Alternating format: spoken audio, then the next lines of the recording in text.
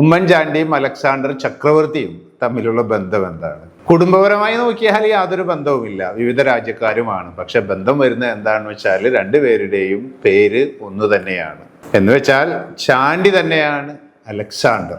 ഇനി നിങ്ങളുടെ ഗ്രാമത്തിലോ നിങ്ങളുടെ വീടിനടുത്തോ ഒരു വർഗീസ് ചേട്ടനെങ്കിലും എന്തായാലും ഉണ്ടാകും. ഈ വർഗീസ് ചേട്ടനും ഇംഗ്ലണ്ടിലെ രാജാവായ ജോർജും തമ്മിലുള്ള ബന്ധം എന്താണ്? ഏകദേശം ഊഹിച്ചിട്ടുണ്ടാകും, രണ്ടുപേരുടെയും പേര് ഒന്ന് തന്നെയാണ്. ഇതെങ്ങനെ വന്നു എന്ന് വെച്ചാൽ വിദേശ ക്രിസ്ത്യൻ നാമങ്ങൾ എങ്ങനെ മലയാളീകരിക്കപ്പെട്ട് രസകരമായി എന്ന കഥ ഒന്ന് കേട്ടു നോക്കാം, വെറുതെ രസത്തിന് വേണ്ടി. തോമസ്, ജോർജ്, ഫിലിപ്പ് മുതലായ പേരുകൾ നമ്മൾ കേൾക്കുമ്പോൾ നമ്മൾ വിചാരിക്കുക അത് ബ്രിട്ടീഷുകാരോ അല്ലെങ്കിൽ പോർച്ചുഗീസുകാരോ ഇന്ത്യയിലേക്ക് കൊണ്ടുവന്നതാണെന്നാണ്. പക്ഷേ യഥാർത്ഥത്തിൽ ഈ പേരുകൾ ബ്രിട്ടീഷുകാർക്കൊക്കെ മുമ്പേ കേരളത്തിലെത്തിയതാണ്. കൃത്യമായി പറഞ്ഞു കഴിഞ്ഞാൽ AD 52 സെന്റ് തോമസ് ഇന്ത്യയിൽ വന്നപ്പോൾ അദ്ദേഹത്തിന്റെ കൂടെ വന്നതാണ് ഈ പേരുകൾ, അതിന്റെ പരിണാമവും. ഈ വിദേശി പേരുകളൊക്കെ കേരളത്തിലെത്തുന്നത് സുറിയാനി ഭാഷയിലൂടെയാണ്, മാർത്തോമ ക്രിസ്ത്യാനികളുടെ ആരാധനാ ഭാഷ. യേശുക്രിസ്തു ഉപയോഗിച്ചിരുന്ന അരമായ ഭാഷയുടെ ഒരു രൂപമാണ് ഇത്. പാരമ്പര്യമനുസരിച്ച് AD 52 തോമസ് അപ്പോസ്തലൻ കേരള തീരത്ത് കപ്പലിറങ്ങി. യൂറോപ്പിലെ മിക്ക രാജ്യങ്ങളിലും ക്രിസ്തുമതം എത്തുന്നതിനും നൂറ്റാണ്ടുകൾക്ക് മുമ്പ്. ഇംഗ്ലീഷുകാർക്ക് അവരുടെ പേരുകൾ മിക്കതും കിട്ടിയത് ലാറ്റിനിലൂടെയാണ്. കേരളത്തിന് ഇത്തരം പേരുകൾ കിട്ടിയത് സുറിയാനിയിലൂടെയാണ്. പക്ഷെ ഉറവിടം ഒന്ന് തന്നെ, ഹീബ്രു, അരമായ, ഗ്രീക്ക്, ഈ ഭാഷകൾ. അതുകൊണ്ടാണ് ഇംഗ്ലീഷ് പേരുകളുടെ നമ്മുടെ രൂപങ്ങൾ ഇംഗ്ലീഷ് രൂപങ്ങൾ പോലെ തോന്നാത്തത്. ഇനി ചില പേരുകളുടെ ഉത്ഭവവും അത് എന്തായി തീർന്നുവെന്ന് നോക്കാം. ആദ്യം നമ്മൾ പറഞ്ഞ അലക്സാണ്ടർ, ഗ്രീക്കിൽ അലക്സാൻഡ്രോസ് എന്നാണ് ഈ പേര്. എന്ന് വെച്ചാൽ ജനങ്ങളുടെ സംരക്ഷകൻ എന്നർത്ഥം.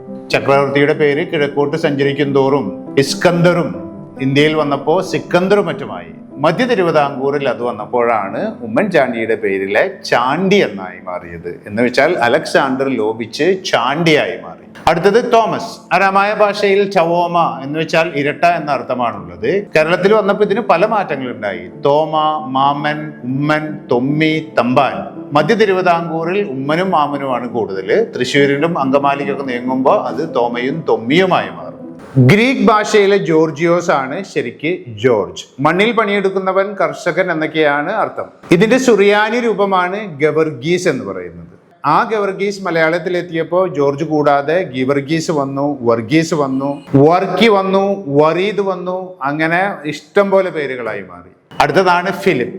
ഗ്രീക്ക് ഭാഷയിൽ നിന്ന് വരുന്ന ഈ പേരിന്റെ അർത്ഥം കുതിരകളെ സ്നേഹിക്കുന്നവൻ എന്നാണ്. കാരണം പുരാതന ഗ്രീസിൽ ഇത് പ്രഭുക്കന്മാരുടെ പേരായിരുന്നു.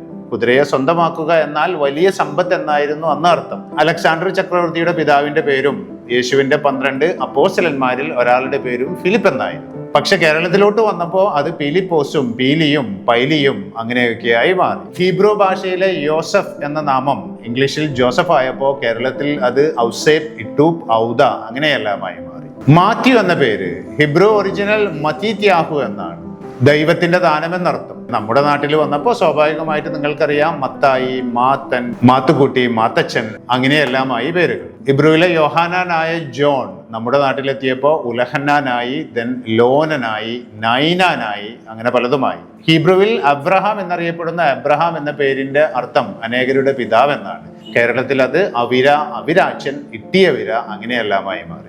പക്ഷെ ഇത് കേരളത്തിന്റെ മാത്രം കഥയല്ല കേട്ടോ. കാരണം ഈ പേരുകൾ പല രാജ്യങ്ങൾ സഞ്ചരിച്ചപ്പോൾ ആ രാജ്യങ്ങളിലെ ഉച്ചാരണങ്ങൾക്കനുസരിച്ചിട്ട് പേരുകളുടെ രൂപവും മാറി. ചില യൂറോപ്യൻ വകഭേദങ്ങൾ കൂടി കേട്ടു നോക്കുക. For example Philip. ഫ്രാൻസ് എന്ന് പറയുമ്പോൾ ഫിലിപ്പ് എന്നാണ് ഉച്ചാരണമെങ്കിലും എഴുതുന്നത് വ്യത്യാസപ്പെടും. ഇറ്റലിയിൽ വരുമ്പോൾ അത് ഫിലിപ്പോ ആയി മാറും, സ്പെയിനിൽ വരുമ്പോൾ ഫിലിപ്പെ എന്നായി മാറും. ഇപ്പോഴത്തെ സ്പെയിൻ രാജാവിന്റെ പേര് കേരളത്തിൽ പീലിപ്പോസ്. അടുത്ത പേര് ജോസഫ്. ഇറ്റലിയിൽ വരുമ്പോൾ ജിസപ്പെ ആയി മാറുന്നു, സ്പെയിനിൽ വരുമ്പോൾ ഹോസെ എന്നായി മാറുന്നു, കേരളത്തിൽ ഔസേപ്പ്.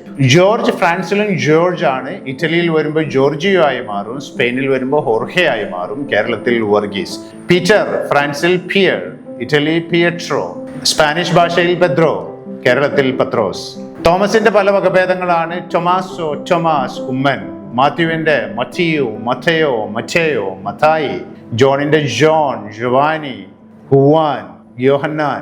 പുരുഷന്മാരുടെ പേരിൽ മാത്രമല്ല സ്ത്രീകളുടെ പേരിലുമുണ്ട് ഇത്തരം ചില മാറ്റങ്ങൾ കാണാം. ഹിബ്രുവിലെ മിരിയം, ഗ്രീക്കിൽ വരുമ്പോ മറിയം, ലാറ്റിനിൽ വരുമ്പോ മരിയ ഓർ മേരി. ഫ്രാൻസ് അതിനെ മഴി എന്നാക്കി മാറ്റി. ഇറ്റലിയും സ്പെയിനും മരിയ, കേരളം മറിയാമ്മ. ഹിബ്രുവിലെ ഹന്ന, യൂറോപ്പിൽ അതിന് അന്ന, ആൻ, അന എന്നെല്ലാമായി. കേരളം അതിന് അന്നാമ്മ, അന്നക്കുട്ടി, ആൻസി. ഹിബ്രുവിൽ എലിഷേവ എന്ന എലിസബത്ത്, അത് എലിസ, ലിസ, എൽസ, ഇസബൽ അങ്ങനെയെല്ലാം പറഞ്ഞ് പാലയിലെത്തിയപ്പോൾ ഏലിയാമ്മയായി, അല്ലെങ്കിൽ എൽസി, അല്ലെങ്കിൽ ഏലിക്കുട്ടി. അങ്ങനെ രൂപമാറ്റം വന്ന ധാരാളം പേരുകൾ വേറെയുമുണ്ട്. ടെരേസ, റാഹേൽ, ക്ലാര, ഗ്രേസ്, ഇതെല്ലാം പല കൈമറിഞ്ഞാണ് പല പേരുകളിൽ എത്തിപ്പെടുന്നത്. പലതും വളരെ കൗതുകകരവുമാണ്. അലക്സാണ്ടറിൽ നിന്നാണ് ചാണ്ഡ്യ ഉണ്ടായത്, തോമസിൽ നിന്നാണ് ഉമ്മനുണ്ടായത്. സോ ഈ വീഡിയോ നിങ്ങൾക്ക് കൗതുകകരമായി തോന്നിയാൽ നിങ്ങൾക്കറിയാവുന്നവരോ നിങ്ങളുടെ കുടുംബത്തിൽപ്പെട്ടവരോ ആയിട്ടുള്ളവർക്ക് ഇത്തരം പേരുകൾ ഉണ്ടെങ്കിൽ അത് നിങ്ങൾക്ക് കമന്റ് ചെയ്യാം. So thank you.